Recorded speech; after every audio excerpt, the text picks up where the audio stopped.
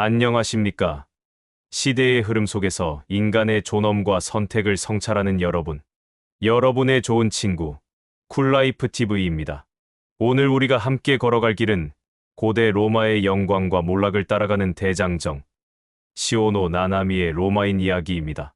이 책은 단순한 역사의 기록이 아닙니다. 그것은 인간과 제도, 권력과 자유, 책임과 선택의 이야기를 통해 우리에게 끊임없는 질문을 던집니다. 어떻게 야만의 땅에서 세계를 통치하는 문명이 태어났는가? 어떻게 강대국이 되었으며 왜 무너졌는가? 그리고 우리는 그 역사로부터 무엇을 배울 수 있는가? 시오노 나나미는 학자가 아니라 작가입니다. 그녀는 연대기적 서술 대신 인물과 가치, 그리고 삶의 냄새가 배어있는 사건의 결을 따라 로마를 말합니다. 우리는 그녀의 문장을 따라가며 로마라는 이름의 시대 정신을 체험하게 될 것입니다.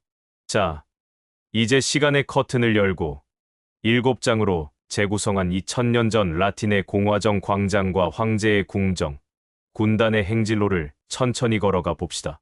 1장, 로마의 탄생. 늑대의 젖을 먹은 아이들. 로마는 신화로 시작됩니다. 로물루스와 레무스, 늑대에게 길러진 쌍둥이 형제가 세운 도시. 이 환상적인 시작은 로마의 본성을 상징합니다. 야만과 문명, 자연과 질서 사이의 끊임없는 긴장.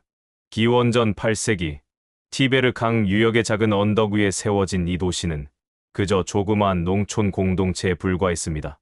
그러나 이 도시는 개방과 통합, 군사적 규율과 법치라는 4가지 원칙 위에 성장해 갑니다.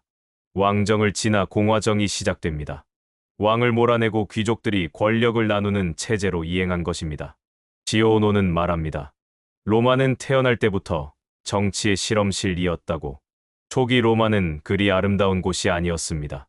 계급 투쟁이 심했고 빈부격차는 날로 벌어졌습니다. 하지만 이들은 싸우면서 법을 만들고 법을 통해 서로를 묶었습니다. 12표법이 만들어지고 민회가 조직되며 점차 시민이라는 개념이 싹틉니다. 이것이 로마입니다. 피를 흘리며 법을 만들고 권력을 나누며 확장한 도시. 2장, 팍스 로마나 이전의 폭풍, 공화정의 확장과 위기. 공화정 로마는 전쟁 속에서 성장했습니다. 삼리움 전쟁, 푸니크 전쟁, 그리고 수많은 식민 도시들과의 갈등. 특히 한니발이 이끄는 카르타고와의 제2차 푸니크 전쟁은 로마에게 결정적인 시험이었습니다. 시오노는 이 전쟁을 지혜와 집념, 민중의 결속이 이긴 싸움이라 표현합니다. 로마는 한니발에게 연전연패했지만 포기하지 않았습니다. 카토, 파비우스, 스키피오 아프리카누스. 영웅들의 이름이 역사 위에 아로 새겨집니다. 하지만 외부의 적보다 더 무서운 건 내부의 균열이었습니다. 전쟁에서 돌아온 병사들은 토지를 잃고 도시 빈민이 되었고 그 틈을 타 귀족들은 권력을 독점했습니다. 티베리우스와 가이우스 그라쿠스 형제는 토지 개혁을 외쳤지만 모두 피로 끝이 납니다. 공화정은 점차 그 이름만 남고 귀족의 과두정으로 변해갑니다. 이 시기에 로마는 영토는 확장되었지만 시민은 줄어들었고 자유는 사치품이 되었으며 정의는 귀족의 장난감이 되어버렸습니다. 3장, 카이사르의 그림자. 개인이 공화정을 넘다. 역사는 때때로 시대를 비집고 나오는 거대한 거인을 만듭니다. 율리우스 카이사르. 그는 로마 공화정의 최후이자 재정의 서막이었습니다. 시오노 나나미는 카이사르를 천재적인 현실주의자라 부릅니다. 그는 법과 제도의 경계를 넘지 않으면서도 그것을 유연하게 이용하며 힘을 축적해갔습니다. 갈리아 원정은 단순한 정복이 아니었습니다. 그것은 로마 시민권의 확장, 그리고 새로운 질서 창조의 서막이었습니다. 그러나 카이사르가 루비콘 강을 건넜을 때 그 의미는 명확했습니다. 그는 로마의 전통, 곧 공화정의 금기를 깨고 독재자이자 황제의 길을 택한 것입니다. 브루투스와 카시우스, 그의 친구들은 그를 찌름으로써 공화정을 살리고자 했지만 아이러니하게도 그 피해 사건은 재정의 문을 활짝 열어젖혔습니다. 카이사르 이후 로마는 결코 예전의 로마가 아닙니다. 4장, 옥타비아누스와 팍스 로마나 질서의 황금시대. 카이사르의 양자 옥타비아누스는 카이사르의 유산을 이어받습니다. 그러나 그는 무력보다 지혜를 선택합니다.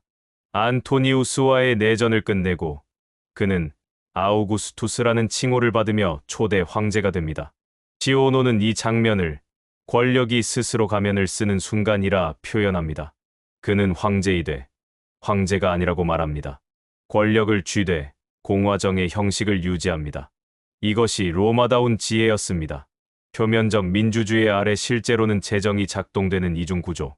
하지만 덕분에 로마는 안정됩니다. 도로가 깔리고 세금이 조정되고 군단이 조직화되며 팍스 로마나라는 유례없는 평화의 시대가 시작됩니다. 문학, 건축, 철학, 모든 문화가 이 시기 꽃을 피웁니다. 호라티우스, 베르길리우스, 오비디우스, 황금 시대의 시인들은 아우구스투스의 치세를 찬미합니다. 그러나 우리는 알고 있습니다. 이 평화는 지혜로운 독재 위에 세워진 평화였다는 것을. 5장, 네로에서 트라이아누스까지 불꽃과 쇠망치의 시간. 아우구스투스 이후 로마는 황제의 시대를 본격적으로 맞이합니다. 티베리우스, 칼리굴라, 클라우디우스, 그리고 네로. 이들 중 많은 이는 실정과 광기로 기억됩니다. 특히 네로는 로마 대화제 이후 기독교인을 박해하며 폭군의 상징이 됩니다. 하지만 시오노는 이 시기를 단순한 퇴락이라 보지 않습니다. 그녀는 그 안에서 제도의 취약함과 인간의 불완전함을 이야기합니다. 제도가 아무리 훌륭해도 사람이 그것을 망칠 수 있다. 이것은 로마의 진실이며 오늘날 우리에게도 여전히 유효한 경고입니다. 한편 오현제 시대라 불리는 네르바, 트라이아누스, 하드리아누스, 안토니우스, 마르쿠스, 아우렐리우스로 이어지는 황제들은 탁월한 행정과 정의로운 통치로 로마를 다시 일으킵니다. 특히 트라이아누스는 로마의 영토를 최대치로 확장시키며 하드리아누스는 경계 방어를 정비하고 마르쿠스 아우렐리우스는 스토아 철학의 제왕으로 도덕과 의무를 일깨웁니다. 이들은 로마의 황금기를 구성한 황제들입니다. 6장, 쇠락의 징후. 디오클레티아누스에서 콘스탄티누스까지. 그러나 모든 것은 영원하지 않습니다. 3세기 로마는 내란과 경제 위기, 외적의 침입으로 흔들립니다. 이 시기 황제는 1년에 몇 번씩 바뀌고 군단은 황제를 옹립하고 살해하는 정치의 주체가 됩니다. 디오클레티아누스는 이 혼란을 극복하기 위해 강력한 중앙집권과 사분제 제도를 도입합니다. 황제를 4명으로 나누어 각각 지역을 통치하게 한 것입니다. 그러나 이는 오히려 로마의 통일성을 약화시킵니다. 이어 등장한 콘스탄티누스는 기독교를 공인하고 수도를 비잔티움, 콘스탄티노플로 옮깁니다. 그는 신의 권위를 황제의 권위로 전유하며 재정과 종교의 결합을 시도합니다. 로마는 이제 기독교 국가가 되었고 제국은 동서로 분열의 길을 걷게 됩니다. 시오노는 이 시기를 로마의 얼굴이 바뀐 시기라고 말합니다. 그것은 문명의 성숙이 아니라 무게를 견디지 못한 피로의 표정입니다. 7장, 로마는 어떻게 무너졌는가? 476년, 서로마 제국은 게르만족의 침입에 의해 멸망합니다. 그러나 로마는 이미 오래전부터 무너지고 있었습니다. 세금은 증가했고 시민은 병력을 회피했으며 군대는 외부인으로 채워졌고 로마의 이상은 더 이상 젊은이의 가슴을 뛰게 하지 못했습니다. 무너짐은 한순간이 아니라 오래된 포기와 타협의 누적이었습니다. 시오노 나나미는 말합니다. 로마는 외적에게 정복당한 것이 아니라 스스로 무너진 것이다. 그 무너짐은 제도적 붕괴 이전에 마음의 피로와 가치의 해체에서 비롯된 것이었습니다. 엔딩. 로마인 이야기는 단순한 과거의 기록이 아닙니다. 그것은 오늘날을 살아가는 우리에게 문명과 제도, 자유와 책임에 대해 다시 묻는 살아있는 질문입니다. 시오노는 말합니다. 로마는 쓰러졌지만 로마는 죽지 않았다. 왜냐하면 로마는 지금도 우리의 정치 속에, 법 속에, 건축 속에, 언어 속에 살아있기 때문입니다. 로마인 이야기를 읽는다는 것은 결국 인간이 만든 문명의 가장 극적인 실험을 목도한다는 것이며 그 속에서 오늘 우리 자신의 삶을 돌아보는 일입니다. 지금 이 순간, 우리의 도시는 어디로 가고 있는가? 우리는 어떤 시민이며 어떤 제도 안에 살고 있는가? 지금까지 여러분의 좋은 친구, 쿨라이프 TV였습니다. 여러분이 지금 구독과 좋아요, 그리고 알림 설정을 해주시면 더 좋은 콘텐츠 제작에 큰 힘과 격려가 됩니다.